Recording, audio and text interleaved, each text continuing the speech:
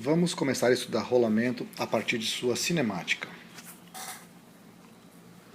Ora, o rolamento é o caso mais importante, talvez, em que acontece rotação e translação no mesmo movimento.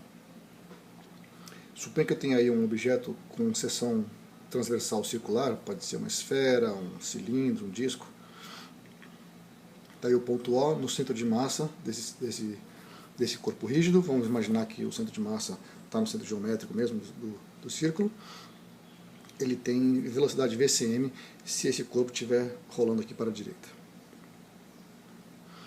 Imagine então que a gente vai estudar inicialmente o rolamento sem deslizamento. Para fazer isso, vamos considerar esse ponto P, que nesse momento está em contato com o solo, e vamos estudar depois o que acontece com esse ponto P conforme esse corpo rola para a direita. Primeiro vamos enxergar aqui que o centro de massa andou em linha reta para a direita. Então, se nós fizermos uma projeção aqui no chão, S é o deslocamento do centro de massa, digamos. Isso corresponde então ao movimento de translação do corpo rígido. O ponto P, por outro lado, se esse rolamento foi sem deslizamento, o ponto P subiu e veio parar aqui em cima porque o corpo rolou no sentido horário. Esse rolamento, essa rotação, na verdade pode ser caracterizada então pelo ângulo θ de rotação do ponto P em torno do ponto O. Θ então é a rotação sobre o centro de massa. Observe que no caso de não haver deslizamento, o ângulo θ e o deslocamento S estão relacionados. Se você imaginar, por exemplo, que essa linha laranja no chão é tinta fresca e esse corpo rígido estava limpinho antes de começar a rolar, depois que ele rolar, toda essa região aqui estará pintada de laranja e tem o mesmo comprimento que esse comprimento S aqui embaixo. Portanto, no rolamento sem deslizamento, temos que o deslocamento do centro de massa, S, é igual ao raio do cilindro multiplicado pelo ângulo θ, que é a rotação em torno do centro de massa. Se tomarmos a derivada em relação ao tempo dessa expressão, a gente vai identificar que ds e dt, a derivada em relação ao tempo do deslocamento do centro de massa, é a velocidade do centro de massa. Isso, por outro lado, é igual a dθ de dt de rθ, R é constante, e, portanto, aparece aí R vezes ômega, onde ômega é a velocidade angular de rotação em torno do centro de massa. A gente conclui então que a velocidade do centro de massa é R ômega, e é preciso tomar muito cuidado com essa expressão, porque quando a gente vê escrito V igual a R ômega, fica parecendo que estamos apenas repetindo aquela informação do ensino médio, mas no ensino médio que a gente aprende, e mesmo aqui nesse curso, no capítulo 4 e de novo no capítulo 10, quando a gente diz que V igual a R ômega para um eixo fixo, a gente está se referindo à velocidade de um ponto da borda do disco. Enquanto que nesse caso aqui é um rolamento, e quem é igual a R ômega é a velocidade do centro do disco, enquanto o disco rola. Se imaginarmos uma rotação pura, e um corpo girando com velocidade angular ômega em torno desse eixo fixo, então a velocidade de um ponto da borda é mais ômega-r, de outro ponto da borda é menos ômega-r, porque está para o outro lado. É a isso que nos referíamos antes. Esse aqui é o resultado conhecido desde lá no ensino médio e repetido aqui. Por outro lado, se você imaginasse que esse corpo rígido, se ele estivesse em translação pura, e o centro de massa tivesse velocidade VCM, então todos os pontos teriam velocidade VCM, porque o corpo estaria andando para a direita em uma translação pura. Ora, o rolamento é a soma da rotação com a translação. Então, se a gente somar vetorialmente as velocidades nesses três pontos de interesse, no centro de massa seria VCM mais zero, que é VCM, no ponto de cima seria VCM mais ômega-r, e no ponto de baixo VCM menos ômega-r. Ora, no caso particular do rolamento sem deslizamento, a gente sabe que VCM está relacionado com ômega através dessa relação, VCM igual a ômega-r, que foi o slide anterior. Então, nesse caso em particular do rolamento sem deslizamento, isso aqui fica da seguinte maneira. VCM menos ômega-r fica igual a zero, e, portanto, o ponto de contato com o chão tem velocidade nula. refazendo esse desenho aqui para o caso particular sem deslizamento, a gente tem VCM no centro de massa, 2 VCM em cima e 0 aqui no ponto de contato com o chão. Esse é um dos primeiros fatos, talvez um pouco contra-intuitivos, que a gente aprende sobre o rolamento sem deslizamento. O ponto de contato com o chão tem velocidade igual a 0, e isso vai ter um monte de consequências mais para frente. Uma maneira de você refazer essa análise, agora com menos desenho, mais conta propriamente dita, você primeiro descreve matematicamente a rotação, conforme nós fizemos antes já algumas vezes, essa massa M, que está descrevendo uma trajetória circular em torno do centro de massa de um corpo rígido, tem vetor posição R', faz um ângulo θ com eixo x. Se colocarmos os vetores unitários na direção x e y, o i e o j aqui, então esse vetor posição será escrito dessa maneira, conforme já vimos antes, onde θ igual a θ de t, dθ dt é ômega e d ômega dt é alfa. O vetor velocidade nada mais é do que a gente sabe que é tangente à trajetória e, portanto, perpendicular ao vetor posição em relação ao centro de massa. Esse vetor velocidade é derivada do vetor azul em relação ao tempo. E a gente já fez essa conta antes, não vou repetir os detalhes. Esse é o resultado do vetor velocidade. É importante salientar que esse é o vetor velocidade de m em relação ao centro de massa. Isso seria o caso de uma rotação pura se o centro de massa estivesse parado. Mas a gente sabe que o centro de massa não vai estar parado no rolamento.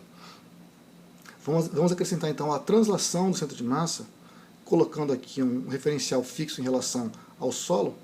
Está aqui o solo encostado aqui no chão, esse cilindro vai rolar para a esquerda então nesse desenho. Esse aqui é o vetor posição do centro de massa em relação ao referencial fixo, e o centro de massa, a velocidade, o vetor velocidade do centro de massa é derivada em relação ao tempo desse vetor vermelho. Nesse caso, se a gente imaginar que seria um rolamento sem deslizamento, na verdade a conta independe disso, mas só para exemplificar, ele ia rolar para a esquerda e o centro de massa ia andar em linha reta aqui, portanto com uma velocidade assim. Então nesse caso em particular seria menos VCM I, só porque eu estou colocando VCM como número positivo, então eu venho menos aqui e o I porque é a direção horizontal. Então finalmente a velocidade da massa M em relação ao solo, ou seja, em relação ao referencial fixo aqui, em relação ao referencial parado, será a velocidade da massa M em relação ao centro de massa, mais velocidade do centro de massa em relação ao solo. Portanto, somando vetorialmente as duas expressões, na componente I nós temos esse termo aqui e depois mais esse aqui, e na direção J apenas esse termo aqui. Então essa é a expressão do vetor velocidade V em relação ao referencial fixo. Não esse Vzinho aqui, mas um V em relação ao referencial que está parado. A gente pode então finalmente revisitar o problema de quando essa massa M está encostando no chão. Quando está em contato com o solo, quanto vale a velocidade dela? Bem, quando essa massa M encosta aqui no chão, o valor de θ é igual a 3π sobre 2. Além disso, eu vou dizer que o módulo de R é igual a R, ou seja, coincide com o raio do corpo rígido. E se não houver deslizamento, nós temos que incorporar a informação de que VCM, que aparece nessa expressão aqui, está ligado com o raio e com a velocidade angular ômega dessa maneira aqui. Ora, nesse caso, colocando todas essas informações na expressão de cima, repare o que acontece. Menos VCM que aparece aqui é igual a menos ômega R. Nós temos menos ômega R, que passa a ser igual a menos ômega R, porque R é igual a R. E o seno de θ é seno de 3π sobre 2, seno de 3π sobre 2 igual a menos 1. Portanto, esse termo aqui é igual a 0 e a velocidade da massa M tem componente horizontal 0. Já a componente vertical, se a gente lembrar que cosseno de 3π sobre 2 é igual a 0, também é 0. E, portanto, se as duas componentes do vetor são iguais a 0, é porque o vetor é igual a 0. E, de fato, a massa Mzinha, que está na borda do corpo rígido, quando encosta no chão, tem velocidade igual a 0. A partir dessa expressão, se você desejar, você pode calcular a aceleração da partícula em qualquer posição, por exemplo. E você pode também calcular a trajetória de um ponto na borda do círculo. Então, refazendo aquele desenho, eu estou copiando a expressão do vetor posição. Está aqui a velocidade do centro de massa. Eu vou colocar dessa vez a origem do referencial fixo no solo aqui. esse é o vetor RCM, vetor posição do centro de massa. A gente sabe que ele tem uma componente vertical constante, RJ, e uma componente horizontal que vai aumentar com o tempo, conforme esse cilindro rola. Eu vou pegar o caso mais simples, em que o cilindro está rolando com velocidade de centro de massa uniforme, portanto, essa componente horizontal do vetor posição do centro de massa é só menos VCM vezes T, na direção I. Então, o vetor posição do centro de massa é a soma dessas duas componentes, RJ e menos VCM TI. E no caso sem deslizamento, o VCM é igual a ômega-R, conforme já vimos antes. Então, está aí o vetor posição da massa M, não RCM, agora RM, que é a soma do vetor roxo com esse vetor azul. RM é, portanto, RCM mais Rzinho. Então, se a gente somar esses dois vetores, que é o que eu vou fazer agora, apenas lembrando que θ, nesse exemplo do rolamento uniforme, θ vai ser igual a ômega t. Então, temos aqui IR na direção I, temos menos ômega RT, desse termo, e mais R cosseno de ômega t. E na direção J temos um R constante, e depois mais R seno de θ, ou seja, seno de ômega t. Colocando R em evidência, ficamos com 1 mais seno de ômega t. E temos aí, portanto, uma expressão para o vetor posição da massa M, RM, no referencial parado em relação ao solo. Essa aqui é a componente X, porque está multiplicando I, e essa aqui é a componente Y, porque está multiplicando J. Estou chamando de X' e Y', porque é referencial O' aqui. Então esse aqui é o X' menos ômega t mais cosseno de ômega t, e esse é o Y', R1 mais seno de ômega t. Essa é a equação da cicloide. Então, cicloide é o nome da trajetória, da curva que escreve a trajetória de um ponto na borda de um círculo. Observe que aqui x está escrito como função do tempo e y está escrito como função do tempo. Em princípio, até seria possível você eliminar o tempo, escrever y como função de x', mas seria uma expressão muito feia. Normalmente essa função é escrita assim mesmo. Essa é chamada uma curva paramétrica. Se a gente fizer o desenho dela, vai ter uma coisa parecida com isso. E esse é o ponto, então, em que a velocidade é igual a zero quando a partícula m toca ao chão. Repare que ela para e segue.